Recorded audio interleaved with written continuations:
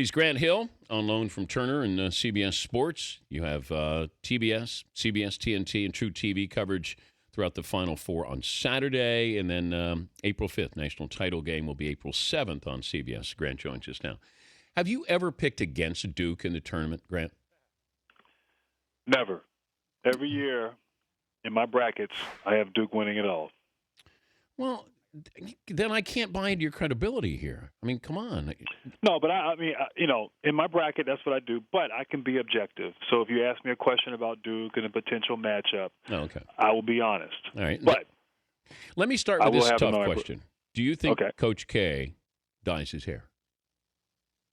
I think it's natural. I think when you've had that kind of success and you've won like he's won, good things happen. Okay. And, Why do you have more gray hair than Coach K?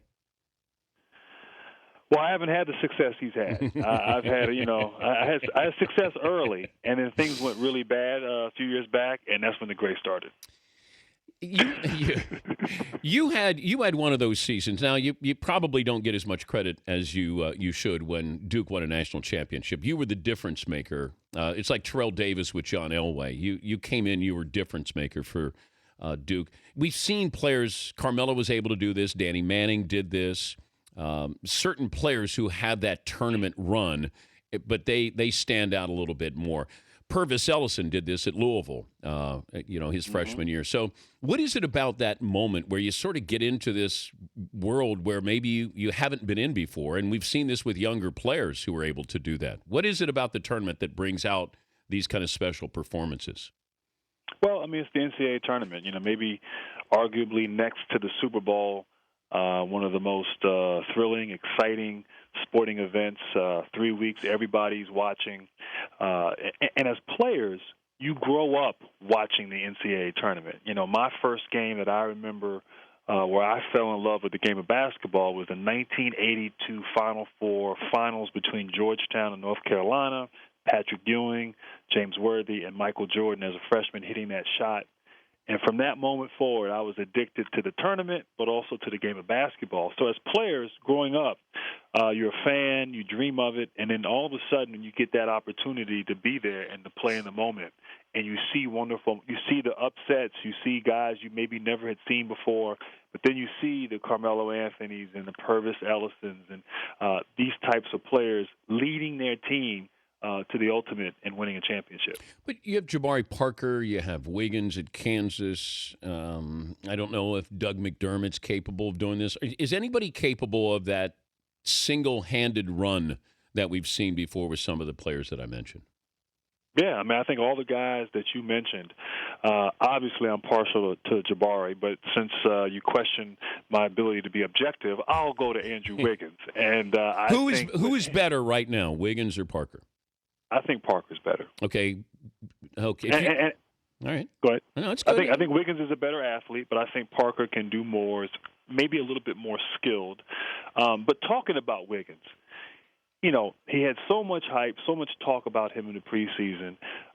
Maybe didn't live up to it, but still had a very good freshman year.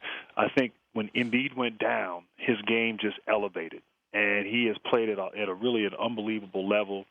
And I want to see what he does now in the tournament. Can he put this team on his back? Can he do what Manning did back in 1988, and Purvis Ellison and all the great ones who've been able to lead their team to a championship?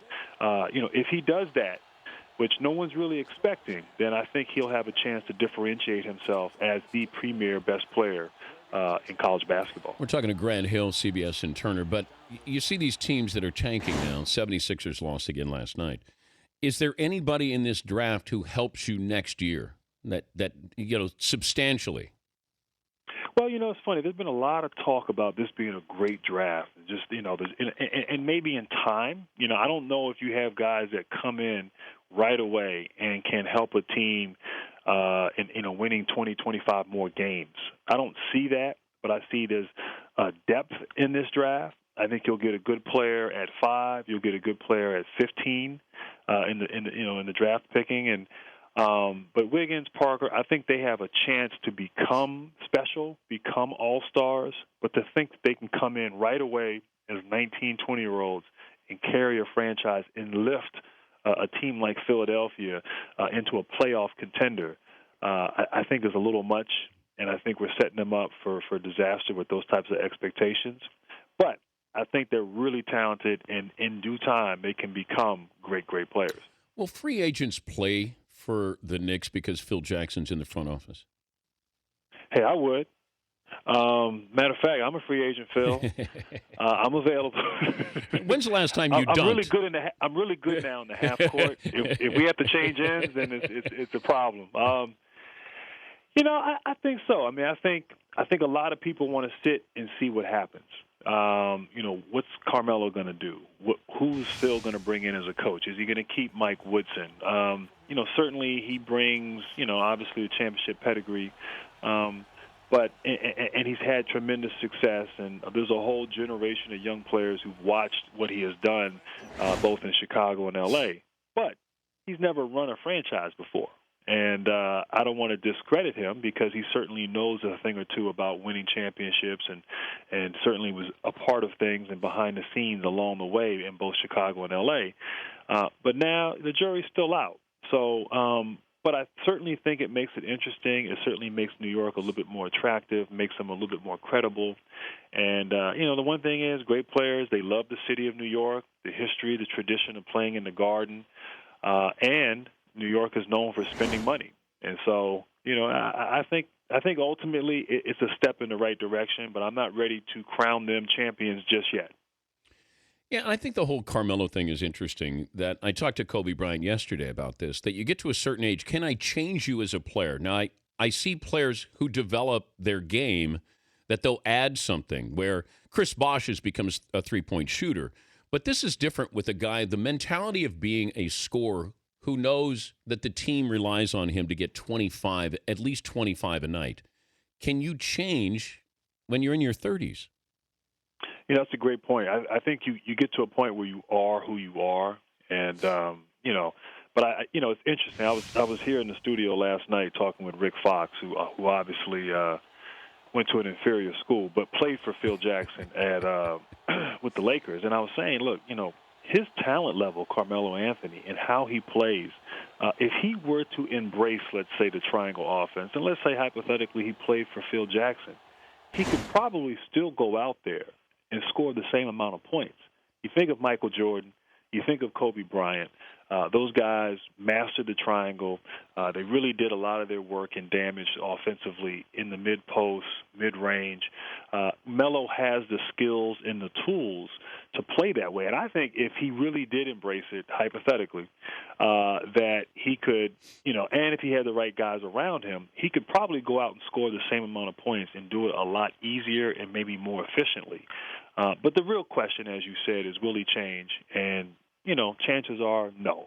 He's not going to change who he is at this point in the game. All right. I want your analyst hat on, not your Duke hat. Okay. Your final four picks are who? My final four pick, Michigan State, Arizona, Florida, and out of that Midwest bracket, if Duke can't make it, I'm going Wichita State. Yeah, you know what? Duke can't play any defense. It's weird to watch a Coach K team that doesn't play good defense. We you know what? Defensively, it's kind of like when you were there. That was our. We played defense, but this team they do struggle. They don't do a great job of guarding dribble penetration. They don't sort of swarm defensively and put the kind of pressure and force turnovers, and so that is alarming. And that's something that it's been a trend, and sort of that's kind of who they are at this point in time. So it's not going to change in the tournament. No. So that does bring some concern on for me as a Dookie. Well, good to talk to you again as always. When's the last time you dunked, by the way? Oh man, you know what? True story. I dunked last year in the playoffs for Game 5. Coach Del Negro told me I'd play that game, and I was all excited. I was out there trying to dunk with Blake and DeAndre Jordan. I didn't play in the game, but after the game, my knee was hurting. Oh, no. I ended up I had a surface tear in my meniscus, and I hurt it in layup line. So that was a sign to me, Dan. Wait. No more dunking. So that ended your career. You got hurt in the layup line? Well, I got hurt in the layup line. I ended up playing in Game 6. And then after Game 6 against Memphis, we got an MRI, and I had a small surface tear in my meniscus. It did not require surgery, but I knew, okay, I'm hurt. I'm limping after Game 5, and I didn't even play. If you didn't get hurt, would you have played this year? If you didn't get hurt back then, no, you were done. No, I was done. Yeah, Okay. I knew I was done, and I was still under contract with the Clippers for this season. They wanted me back, or at least they told me they wanted me back. But I knew that it was time, and some would say I probably retired 3 or 4 years ago, but I love that counting. you became a defensive stopper. I always felt bad for you when I'd see you play and all of a sudden you're matched up with LeBron. And I go, that's not fair to that old guy. No, you're right. That It's was not mean. fair. That was mean that they made you a defensive stopper. Well, I was in Phoenix, so nobody else played me. So process of elimination. Yeah. But one thing I am proud. At the age of 37, I became a defensive stopper. That really doesn't happen. No, it does not. So I fooled them. So hey, whatever it takes. Good to talk to you as always, Grant. Thank you. Have fun during the All right, tournament. thanks, Dan. All right, Grant Hill, Turner, CBS Sports.